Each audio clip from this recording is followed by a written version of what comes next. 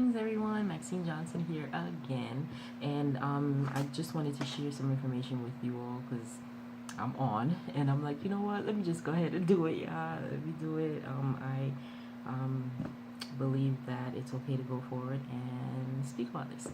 So for the last year, I did make mention in my last video. That for the last year it's been, of course, taxing on everyone, but on my family and I, it has been kind of a whirlwind. Things have occurred that we certainly weren't prepared for, right?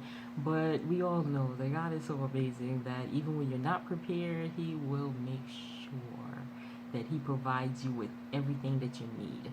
So for me, you all know, most of you all know that I have been battling with Wagner's vascular disease, and that I have been taking chemotherapy and a few other treatments, just to kind of get me out of the state that I was in and get me into remission. So, of course, I'm happy to say, as of last year May, I was May. It's a year. So last year May, I was given the great news that I was in remission. So praise Yah for that. Praise God. Um, and so, after that, well, before that, I was feeling some type of way. I was really not feeling too well, and I thought that, it was the Wagners, because I had kind of grown accustomed to not feeling myself and just being in pain, unbelievable pain, um, and having difficulty doing the smallest things, right? Taking on the smallest tasks. Um, so I thought that it was my Wagners. Fast forwarding, um, I went to my rheumatologist, which is the doctor that's treating my Wagner's.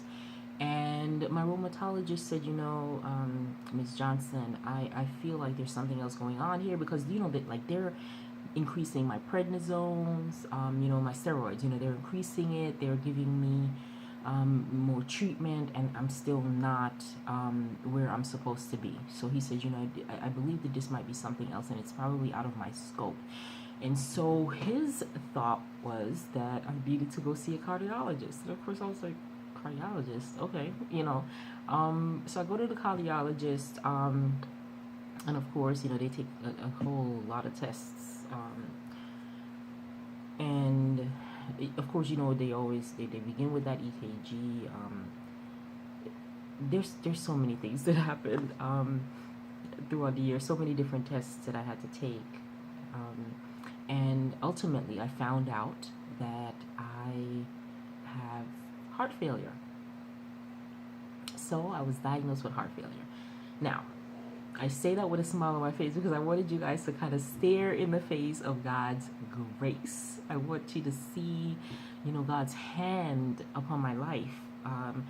You know, a year ago, months ago, I certainly wouldn't be able to make this video. I promise you all that. But God is just so tremendous. I don't look like what the statistics say that I should. I don't look like what the doctors say that I should. I was in and out of the hospital. I'm just trying to get a hang of my situation, and they were trying to figure out what they can do to kind of make me comfortable, in this time, and so in them doing so, ultimately, as you can see me here, I have arrived to a comfortable place, so to speak.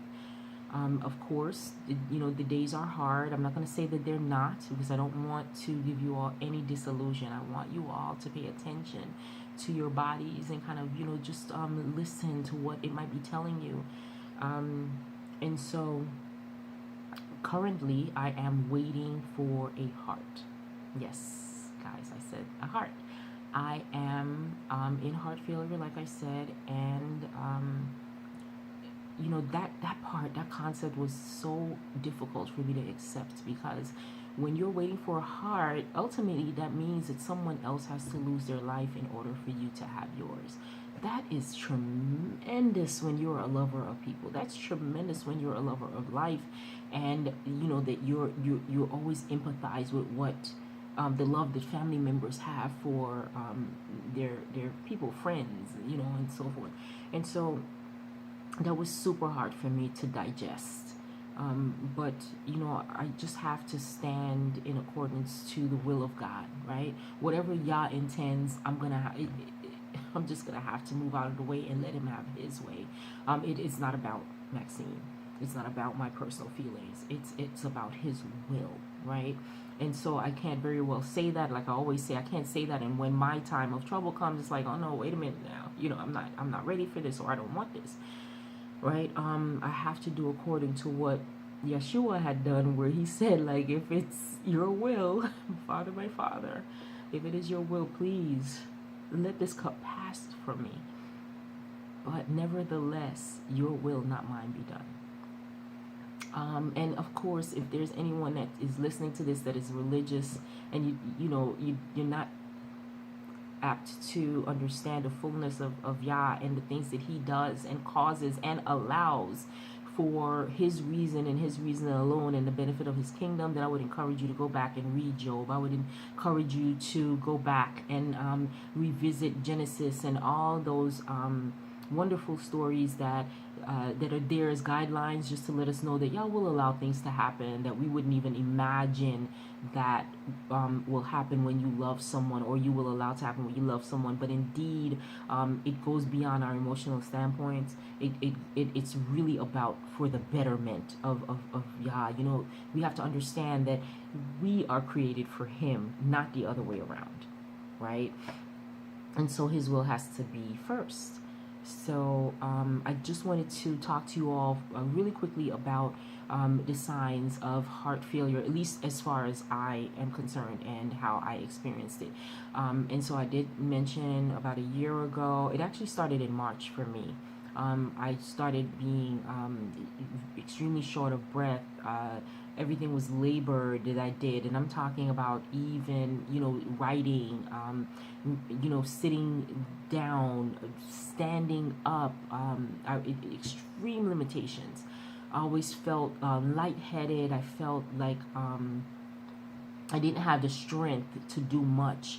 I'm talking about even bathing myself, guys. Like, honestly, being in the shower, bathing myself was, I literally had to bathe myself in sections.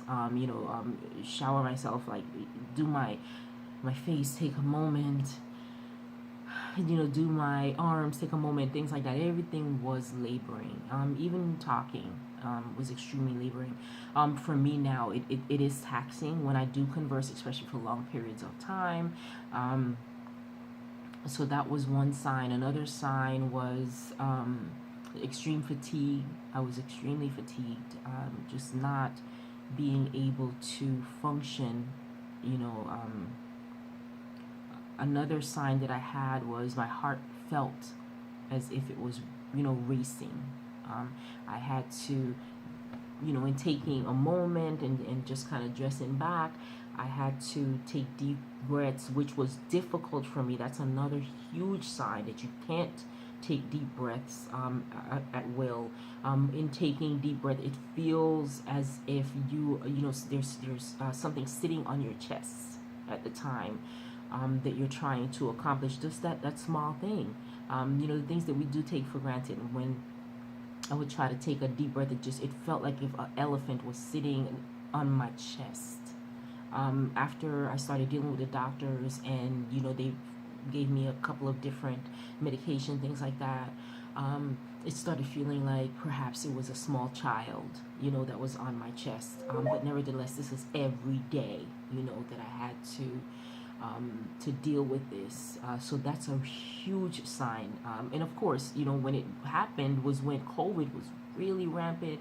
And then, of course, my daughter got COVID. So everything was just coming at me. And I was just like, okay, yeah, obviously you're doing this because you believe that I have the strength. You see me like I don't see me. So you feel like I have the strength to deal with this. Okay. Lots of tears. Yeah, guys, I'm not going to even try to make it seem like it was just so easy and it was no sweat. Oh, yeah, well, it's just another thing, perhaps I was saying that, with my mind, but in my heart, I was distraught. I was super hurt because coming, off of the back of Wagner's, it's like, okay, really. But he was gracious enough to um, allow me to be in remission from Wagner's because he is so amazing. He's so tremendous. I just can't, right? Yeah. So when they diagnosed me with heart failure, ultimately, um, when they really found out exactly what was going on, um, then of course I was given the great news about the Wagners because I was just so worried about having to battle both these illnesses, and everyone knows I already have lupus, so it was just like another thing, right? This body that you've given me, you know. Um, but I made it through. Of course, yes, I know I'm not healed or anything like that yet, and of course, if this is will, I'm ready for it. I've been praying. My family, oh, my friends, you guys have been amazing with your prayers, and I know that that's what has brought me to this point. My, my wonderful daughter, my wonderful husband, they have been diligent in being by my side. And you all know Shayna is a pit bull, and so she was making sure that the doctors were on point. She made sure that everything they said was in line with what she knew as a medical professional. I will tell you that during this whole thing, y'all has placed me in the hands of the most amazing heart failure specialist team. It's with Piedmont here in Georgia. It's Piedmont, Atlanta. Amazing. When I tell you because you have to, it's a long road. It's not easy. You have to meet with a whole team. You have to meet with, of course, your surgical team as well. The surgeon that is perceived to be the one that's going to be doing the surgery when it does happen. There are a lot of prerequisites that you have to meet prior to even being placed on the heart transplant list. And I'm talking about everything from shots to doctors, dental, everything you can imagine. You have to do that first, right? Because, and of course it makes sense because they don't want to put a heart in somebody that's not, healthy, um, um, at least has, good health, so to speak, where the heart would pretty much be useless, right, within no time. And so, my family and my friends, you guys have been amazing. The love that I have received from those that do know behind the scenes is just amazing. And I don't say that lightly, and I do try everything. And right now I'm trying very hard not to cry about it because I'm so unhappy or anything like that, but just I'm so grateful, for all the love that I've received. You all have been tremendous.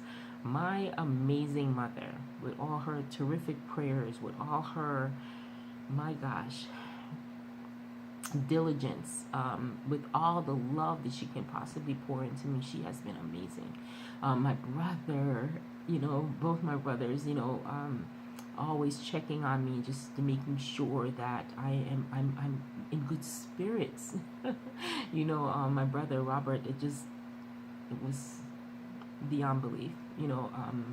I was limited, of course, couldn't go anywhere. I still don't. I'm very careful because of COVID and, of course, my pre-existing conditions.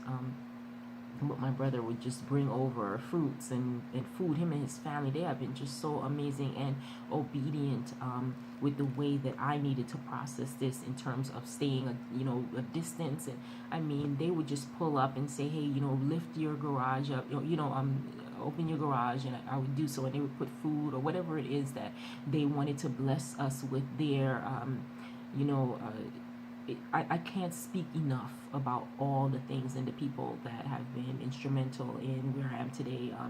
One of the things that I want you guys to know, that it takes a community, and I know that it's really difficult in this time to have a community because of the current climate, but it does take a community. And if you're feeling any signs at all that sound similar to what I'm telling you, don't chuck it up to COVID. Because I did, like I mentioned in the beginning, I thought maybe is it COVID? Like I can't take COVID because of what else I had going on. I was just like, man, I pray that this isn't COVID because surely this will be my demise, right? But it takes a community. And if you don't have a community, reach out to your friends, reach out to your social media friends, even, because you'll be very surprised who's going through or who has been through and has some great advice for you. I was extremely afraid in this process. Guys, I'm not going to lie to you. I am a lover of Yeshua. I love him so much. He's been so amazing to me.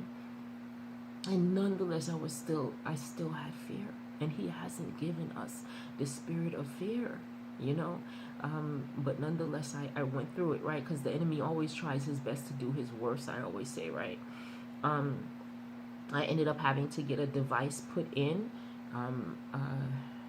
And so this device is kind of like a fail-safe. It's almost like if your car battery dies, you'd have that car charger, that little portable one that you would, of course, restart your battery with, right? Charge your battery up. And so the implant is an ICD implant. So it's here. It feels extremely funny just to even have something, in your body. It does feel strange, but nonetheless, I had to do it, and I gathered all the information that I could, as well as, of course, my family and my daughter, and my husband just stood by my side, and he supported my decisions. It was just amazing, and I made it through, that procedure. I had heart catheterizations, left heart catheterizations, all kind of things that I had to have just for them to discover what's ultimately going on with me, and how to treat me, and of course to monitor my progress. There's so much to cover, guys, but there will be another day where I'll just kind of go more in depth. Just wanted you guys to see my face and know that I'm well. I'm well. I am well, and I am grateful. All my awesome cousins, my loving, awesome family that has reached out, that has been diligent with just caring for me. If you guys know me, love is everything. Love is everything. And so I am in receipt of that. God gives us exactly what we need, and I have gotten a lot of not just love spiritually and comfort from my Father, the many nights of prayers and tears, but carnal affection from my household, because we don't go around anyone. So my husband and my daughter, when she does come to visit, like every week, it's just an overwhelming amount of support, love and affection. So that being said, I just wanted everyone to know what's going on with me. And it's not just me, it's just really difficult when you are when you love someone and you are standing by and you're not able to fix what they're going through. It is difficult. So you guys extend your prayers anytime we come across your mind. Just pray for my daughter, pray for my husband, for their strength. Pray for my mom. I know this is so difficult for her because she cannot be here with me. I know that it hurts, and just pray for them. And I hope that this encourages you all, that whatever you're going through, it's gonna be okay. No matter what it is, we have to trust. Yeah, I promise you guys, because at the end of the day, the truth is, it really can be worse. And if you would just change your perspective really quickly, if you would just change your perspective and think of it in terms of He's chosen you to have this as a part of your story, it is amazing. Because I'm like, yo, who am I, right? Who am I? But who I am is a lover of Yeshua. Who I am is, you know, a being that is looking forward to continued learning, continued growth, and looking forward to the day that He would say, "Well done, my good and faithful servant." I'm looking forward to that day, and that will not happen unless I stand the course. So you all stand the course. It's going to be okay. Stand the course. I am living proof that it's going to be okay. Love you guys.